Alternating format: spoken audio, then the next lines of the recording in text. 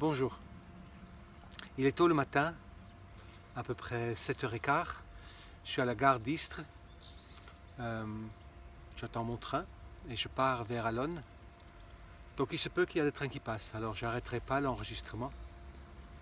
Mais j'avais envie de parler, de répondre plutôt à une question qui m'est été posée plusieurs fois par des amis différents qui m'ont demandé, mais si tu es libre comme tu le dis, si effectivement tu n'as plus envie, besoin d'accompagner, si l'état de sauveteur en toi a disparu, mais pourquoi tu ferais encore des vidéos, des conférences, comme j'en ai fait avant-hier soir, et pourquoi tu ferais encore de retraite? Et sur le moment, ça m'a déstabilisé parce que je me suis dit moi-même un court instant, oui, mais pourquoi effectivement, pourquoi je fais ça encore? Parce que j'en ai pas nécessairement besoin. C'est vrai que j'aime énormément enregistrer des vidéos, de faire mes petits articles pour mon blog, des conférences telles que je le fais informellement entre amis me plaisent beaucoup, beaucoup, beaucoup, et les retraites, mais c'est plus du travail non plus. Mais c'est quand même, je dirais, les dernières obligations, quelque part, que je me crée. J'étais déstabilisé un instant parce que la réponse, je la connais. Elle est simple, elle est claire. En fait, c'est parce que j'en avais peur. Je me rappelle très bien quand le 12 octobre 2015, donc il y a 1 an et demi en arrière, je me suis mis en chemin. C'est parce que ça avait commencé, je raconte un peu l'histoire, sur un bateau avec des amis en Corse, un petit voilier où j'étais, et tout le monde était en train de manger. J'étais, depuis 2 mois, je n'avais pas encore mangé, j'étais dans mon état pranique.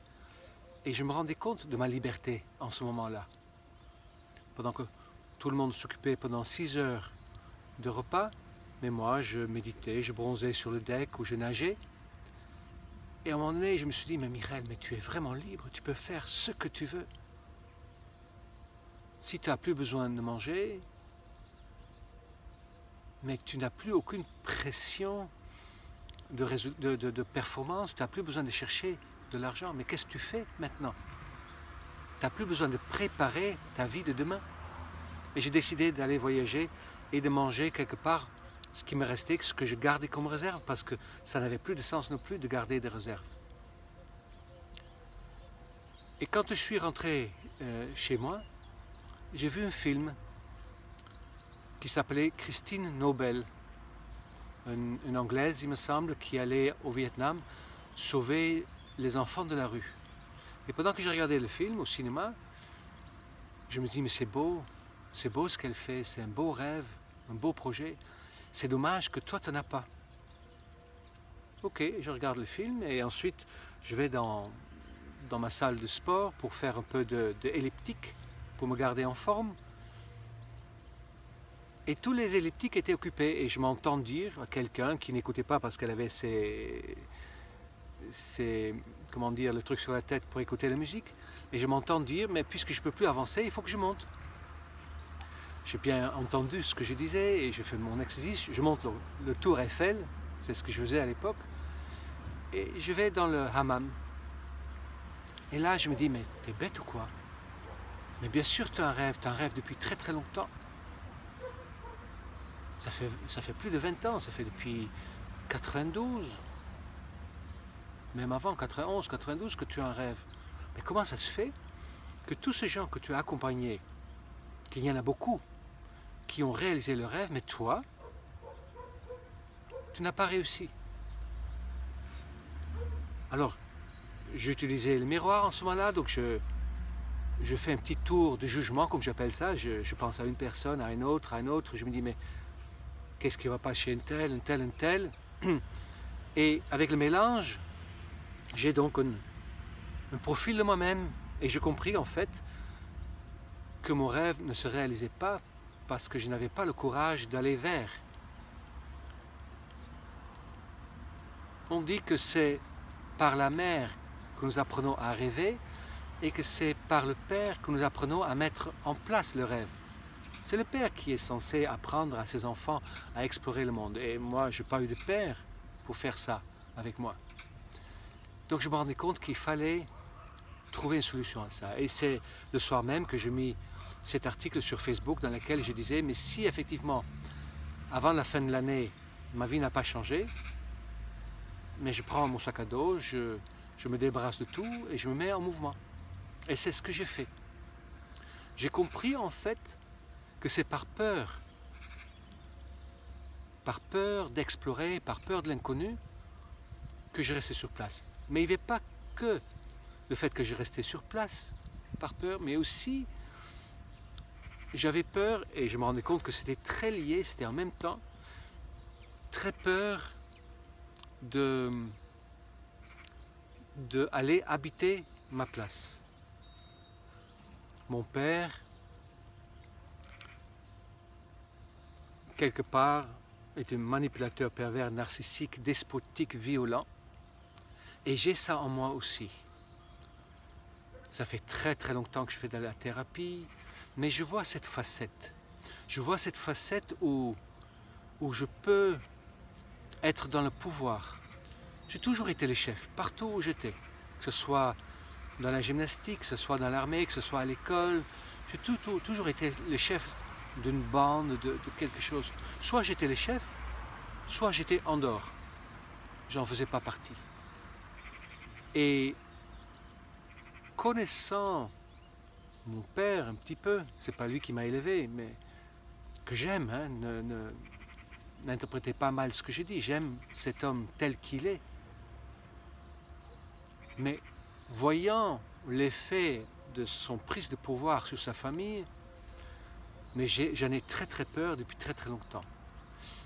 Et comme ça fait très longtemps que je travaille sur le fait de suivre la vie, l'être et non pas l'ego, d'aller vers ma puissance et non pas vers mon pouvoir, ça fait longtemps que je travaille là-dessus et j'ai beaucoup eu le bâton sur la tête en étant dans la partie blessée, ego, pouvoir, blessure. Et c'est quelque chose qui peut remonter rapidement. Et certains qui regardent la vidéo, qui me connaissent, disent oui, oui, oui, c'est vrai, je le connais comme ça. Du coup, d'ailleurs, il y a deux styles de personnes. Il y a des personnes, je ne laisse pas indifférent, il y a des personnes qui m'aiment inconditionnellement et il y a des personnes qui me détestent inconditionnellement, qui ne peuvent pas me piffer.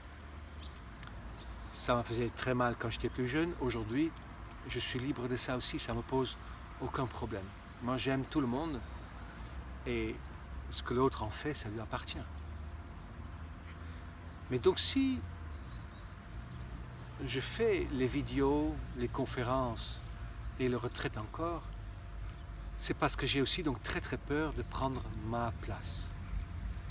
Je sais, j'ai découvert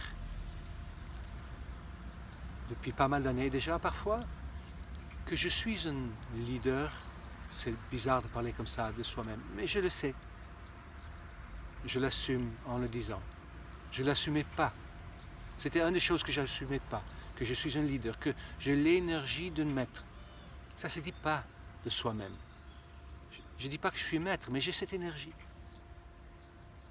Je suis peut-être même un précurseur ou quand même un pionnier, même si je refuse souvent de le dire. Je ne l'assume pas, ces quatre choses que je viens de dire.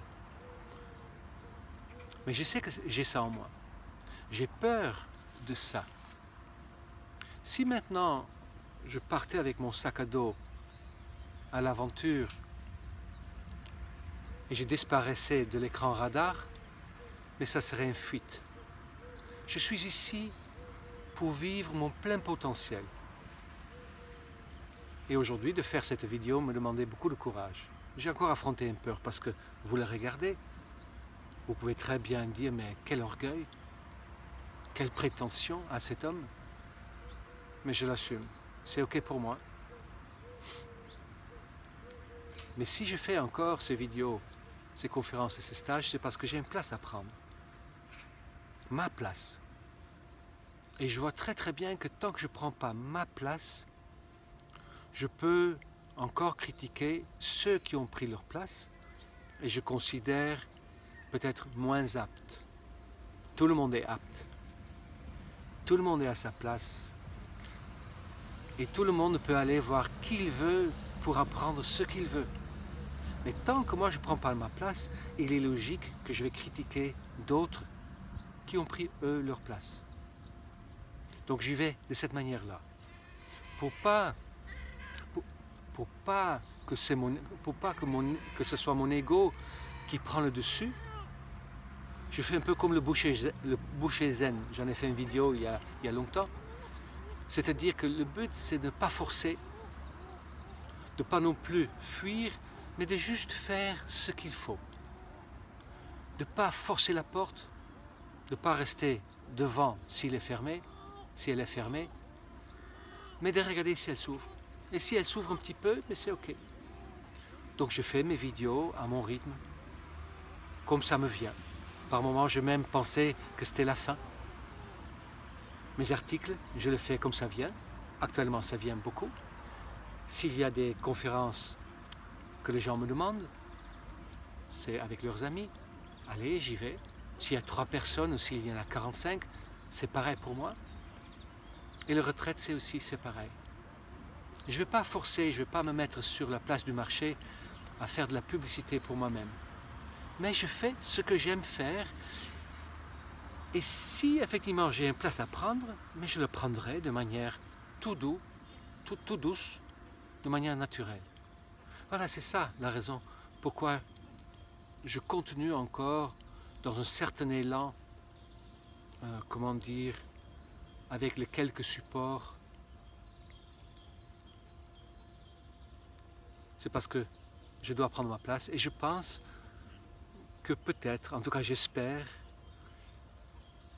que ma place correspond à ce dont je rêve. C'est-à-dire que cet endroit où les gens viendront pour apprendre à être libre, pour apprendre à vivre ensemble en harmonie, pour apprendre à être simple. Cet endroit peut être au bord du Pacifique, un endroit où je ne fais rien, parce que vu justement cette peur de mon pouvoir, j'ai déjà décidé que quoi que je fasse, peu importe où j'irai, je ne serai jamais le chef. Je ne serai plus le chef, ce n'est pas le but. Le rôle que je me vois, c'est un peu le papy du lieu peut-être, ou le père, le garant de l'harmonie, celui qui est là, qui rigole avec les gens, qui s'amuse, pas de sauvetage, mais beaucoup de partage. Ça oui.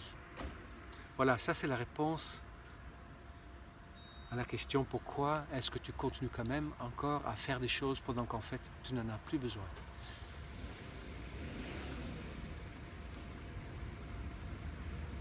Je lance des perches en quelque sorte. Peut-être c'est pas du tout là d'ailleurs mon plein potentiel. Peut-être mon plein potentiel je l'ai déjà passé ou peut-être j'en ai pas. Peut-être je terminerai quelque part plongeur, essuyer des assiettes. Ça me va très bien, ça ne me dérange pas du tout. Je ne peux pas savoir si je ne fais pas quelque chose. Donc je voyage, je vais de lieu en lieu. Je rencontre beaucoup de gens.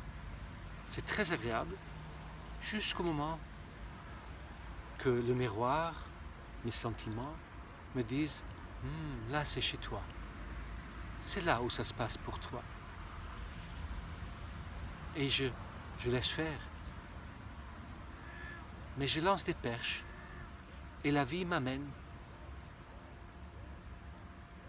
Et donc là, je récupère un peu ce que je dis. Donc peu importe ce que c'est, mon plein potentiel. Peu importe. Peut-être, vous voyez, quand j'en parle, je dis parfois aux gens, un vrai maître n'a peut-être pas de disciples. Un vrai maître, quand tu le vois, mais peut-être tu ne le vois même pas. Tu le remarques peut-être même pas. Si tu es assis et il passe, peut-être juste tu lèves la tête, mais tu ne sais pas pourquoi.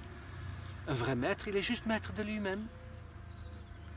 Si j'ai cette énergie en moi, peut-être mon plein potentiel, c'est tout simplement savourer la beauté et la magie de la vie sans en faire quoi que ce soit. J'aspire pas nécessairement à plus, mais je ne peux pas savoir. Je me laisse guider par la vie, par le miroir et par les signes. Et ensuite, je verrai bien. Voilà, c'est ce que je voulais partager avec vous ce matin. Je vous souhaite une très très très belle journée et à très bientôt. Au revoir.